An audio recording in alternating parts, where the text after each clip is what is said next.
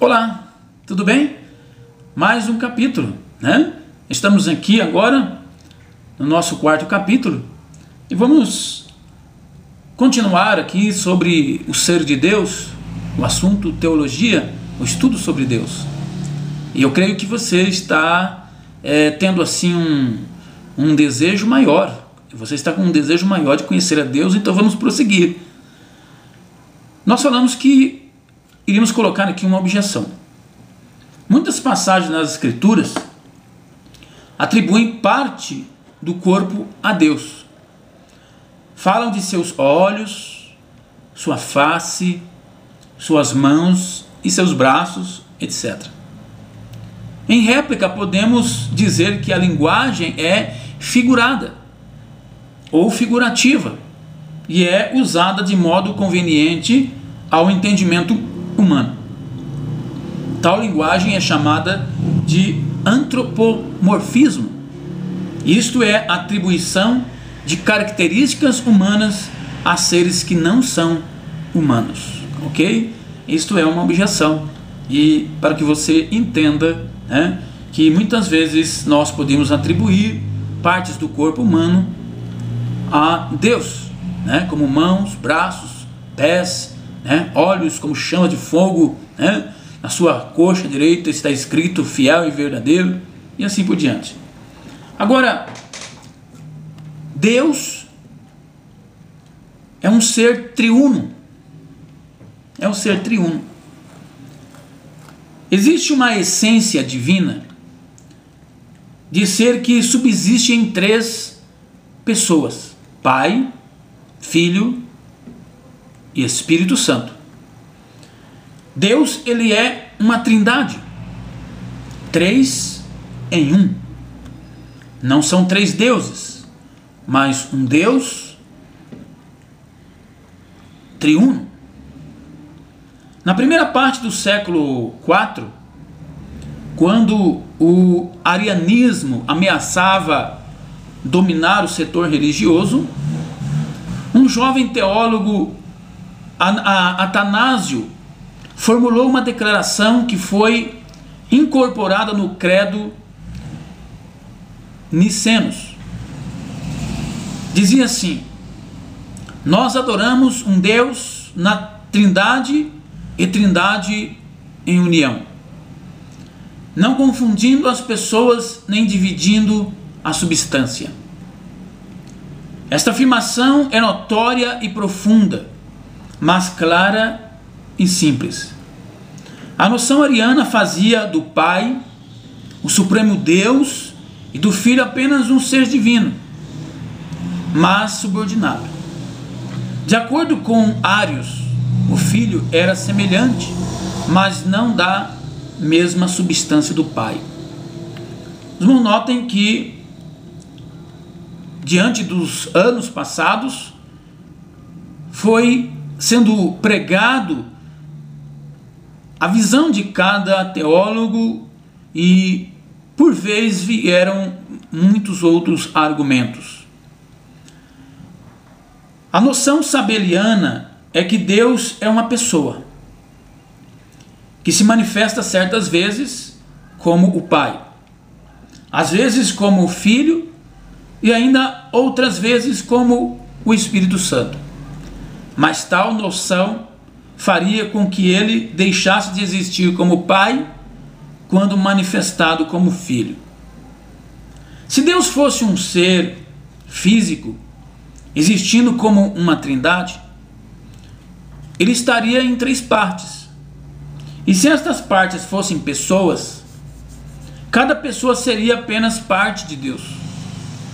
Mas como Espírito, ele é três pessoas, mas uma só substância, e cada pessoa é em si o todo de Deus.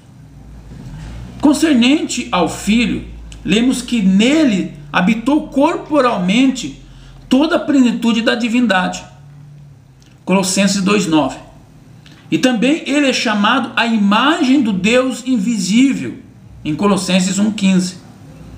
Deus não é três pessoas, no mesmo sentido que um pai e filho são três pessoas de uma só família. Deus tem três modos de ser, três centros de consciência pessoal. Essencialmente ele é um, mas relativamente ele é três pessoas. E nessas relações ele existe como o Pai, o Filho e o Espírito Santo.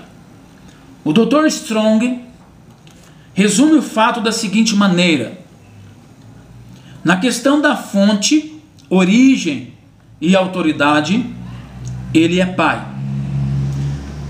Na questão de expressão, meio e revelação, ele é Filho. E na questão de compreensão, realização e concepção, ele é Espírito. O Dr. Strong, em 4 pensamentos, faz um resumo da diferença entre o trabalho do Filho e do Espírito Santo. Primeiro, o semear parece ser a obra de Cristo e a ceifa é obra do Espírito Santo. Cristo é o órgão de revelação exterior, o Espírito Santo advogado da alma, na alma.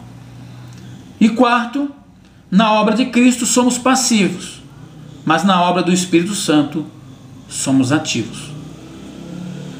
Agora, a Trindade, doutrina revelada. Do mesmo modo que sem a Bíblia o homem jamais descobriria o único Deus verdadeiro, ele jamais poderia descobrir sem a Bíblia a Trindade da divindade. Jamais. A razão humana é incapaz de descobrir o mistério da Trindade e também não há provas racionais da existência da mesma. Disse que em certa ocasião Daniel Webster e um amigo escutaram um sermão sobre a Trindade. Ao voltarem da igreja, o amigo disse que tal doutrina era uma impossibilidade ou uma impossibilidade matemática. Daniel Webster respondeu: de acordo com a matemática da Terra, sim, mas eu nada sei da matemática celeste. A Bíblia nos dá a matemática celestial e com ela tentaremos provar a Trindade de Deus. Primeiro, anote aí. Nós temos a Trindade no plural dos nomes de Deus. O primeiro nome de Deus que encontramos na Bíblia está no plural. No princípio criou Deus, está no singular. E Elohim, plural. Os céus e a terra, né? Então no princípio criou Deus os céus e a terra. Deus está no singular, mas a palavra Elohim está no plural.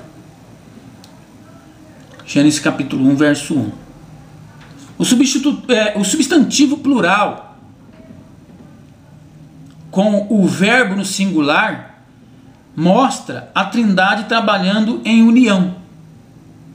Charles Smith diz que a Bíblia começa com uma falsificação e que este versículo deve ser lido: no princípio criou os deuses. Errado, pois o verbo no singular mostra a obra de um só Deus.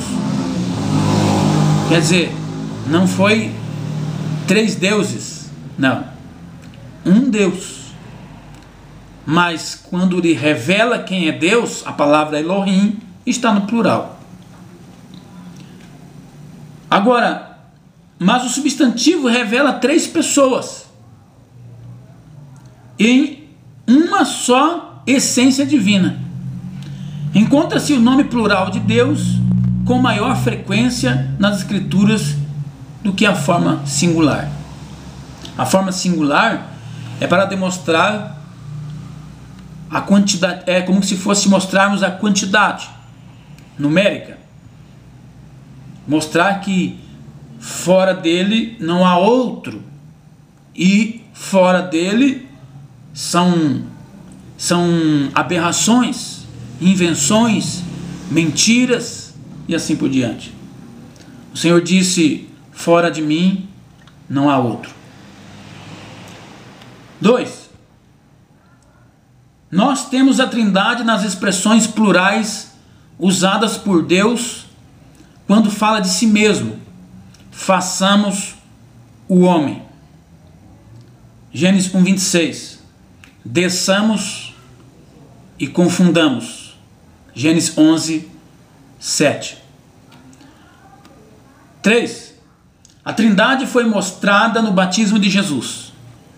O Filho encarnado sendo batizado, o Pai manifesta em voz alta: este é meu Filho amado em quem me comprazo. E o Espírito Santo na forma de uma pomba. Mateus capítulo 3, verso 16 e 17. 4. Temos ainda a Trindade na forma batismal em Mateus capítulo 28, verso 19.